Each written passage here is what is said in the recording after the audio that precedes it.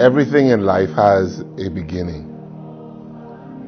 And in my case, there are a number of people who have contributed to my beginning and my development, not just as my life is concerned, but where the music is concerned.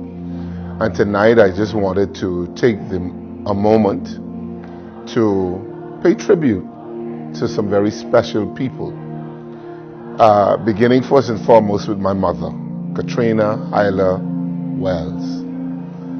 When I think of my mom, I think of a woman of much strength. I think of a woman of much patience. My mother is a person with a big heart.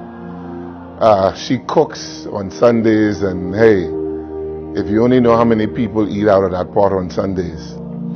You know, I'm grateful to God for my mom because I was born at a time when the easy thing to do was to have had an abortion. My mother was a very young girl, a teenage girl, when she got pregnant with me.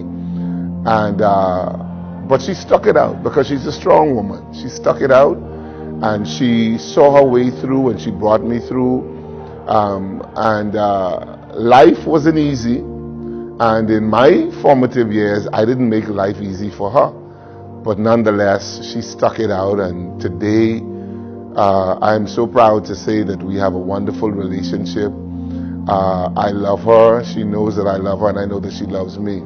And so Mom tonight, Kate, as I call her, thank you for your love, thank you for your support, thank you for always being there, thank you for always caring, and for always showing that you love me. The other person that I want to acknowledge tonight, who I just wish with all my heart was here tonight, that is my grandmother. Pearl Malvina Elizabeth Quintine Hyla Strawn. Yeah, that's all of her names. She would have been proud like a peacock to be here tonight. You would not outdress her, you wouldn't outshine her. Even though it was a concert, she was going to step up in here tonight with her hat and her bag and her gloves. And dare you say anything to her. She was that foundation for me, though. She was there while my mother gave birth to me. My grandmother was mother because I was the oldest grandchild and the first and oldest grandchild. So she was there and she supported me. She encouraged me in my singing. And I wanted to take the moment tonight to just remember her in her time as having gone on. Another person who played a very pivotal role in me on the scene musically is another person who deceased. We call her Miss Gold. Her name was Mabel Gold Roll. Miss Gold was, I don't even know to find the words to describe this woman. She was gifted, she was talented, she was strong. She was creative. She could sing. Oh, she knew every song. She could live setting up. Oh, she was the setting up woman. She was, oh man. I got on the scene with Miss Gold. She got me involved in her plays and I sang and acted. And I remember the play most vividly, The Wedding in the Sky. She had me involved in that play. And Miss Gold and my grandmother were the first, my two fan base. They created my fan club. Because I had to sing for them almost every day. I had to get up on the little crate, the Borden's crate. Y'all remember the Borden's crate? Got up on the Borden's crate, and I used to have to sing on the crate while they sit on the porch, and I used to sing and sing and sing, and they would clap and clap and clap. And so tonight I recognize the contribution of Ms. Mabel Gold Roll in my life. Then that time came when I went to the Boys Industrial School. And as you know the story, the Boys Industrial School is where I got my start in choir directing. We had the rehabilitation week was coming up, and I don't know where I got this idea from that I wanted to do this choir. And I asked Mr. Ari Dean, who was the superintendent at the time, I asked him if I could do a choir. And he said, go ahead. He was himself a choir man. And so I guess he got excited to know that one of the boys were interested in choir, and he gave me the okay, and it took off from there.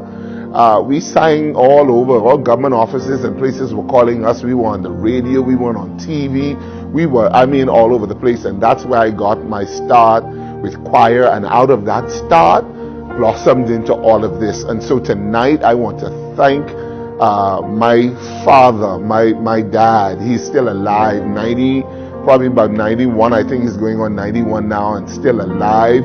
Mr. Richard Dean, Minister Richard Dean, thank you for giving me the opportunity. Thank you for allowing this seed to have blossomed in me that has now sprung into this big tree. Thank you, sir. And I love you with all my heart. And tonight, listen, that's another person I so wish was here. God, every day I think about him, I wish he was here to see the fruits of his labor. And tonight I salute the Reverend Dr. Mitchell Cooper and the Minister Catherine Cooper for the seeds that they sown into my life, musically and otherwise, and helping to develop me as an individual, as a person. One, the late Reverend Dr. Edward McPhee, and this short, fiery, vivacious young lady by the name of Helen McPhee. They took me under their wings at Faith Baptist, and boy, did not they swing the doors wide open for me. They gave me room in Faith Baptist to expand and grow. And we took that choir, and listen to me, back in the 80s and early 90s, listen, ain't nothing was happening if it was in Faith Baptist. Every concert, Faith Baptist. Everybody on Sunday night, you'd think we was having revival every Sunday night. Just flock to the church. They gave me an opportunity, and my writing development, my writing skills, and developed from the opportunity that Faith Baptist gave me. And so tonight, in death, I say thank you, Dr. McPhee and Bishop McPhee. Now I say thank you for the seed sown in my life and giving me the opportunity. You never held me back. You never stopped me from pursuing. Every time I wanted to do something, you say, go for it. You kept pushing me. Thank you for pushing me to what I would have become today. And then finally, but by no means least, this lady, she is also deceased, Lovitha Robinson, Minister Lovitha Robinson from the Southland Church of God. She called me one day and he says, Chris, I need you to come and do a workshop for me at Southland. I said, workshop? I can't do no workshop. She says, yes, you can. I said, but I've never done it. She said, you can do it. I've seen you direct. I've seen you teach. You can do it. My God from Zion, she saw something that I didn't see, because the Southland workshop was phenomenal.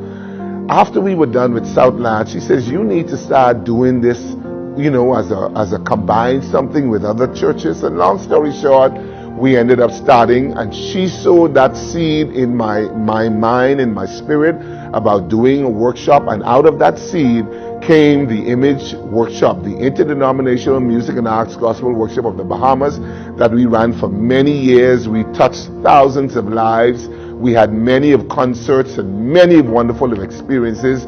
Tonight, I cannot allow this moment to pass without saying thank you to these important people who would have played this role in my life. And of course, to every choir member that came out to rehearsals, to the musicians, to Junior, to JD. My God, if I start calling these, I'm going to get in trouble. But to all of you who would have played a pivotal role, all of you guest artists who have come to sing tonight, all of you who have appeared with me on the CD, to those of you who showed up tonight to support this event and come enjoy this concert, to Golden Gates, who have given us the opportunity who've opened your doors for us to be here to have this concert tonight, to Pilgrim Baptist and Pastor Major, to Deliverance Tabernacle and Pastor Lenora Sands and Pastor Derek Sands, to the New Mount Zion Church and Pastor Alfred Stewart, who opened your doors for rehearsals for us. Thank you, 1,000 thank you to all of the volunteers for tonight, everybody who's playing a role in having this night a success, to all of my guests and friends who came in from their family islands, who came in from America. Thank you. I trust that you enjoyed the concert tonight. And listen, go out there, spread the news, and make sure your friends who didn't make it tonight get a copy of the CD.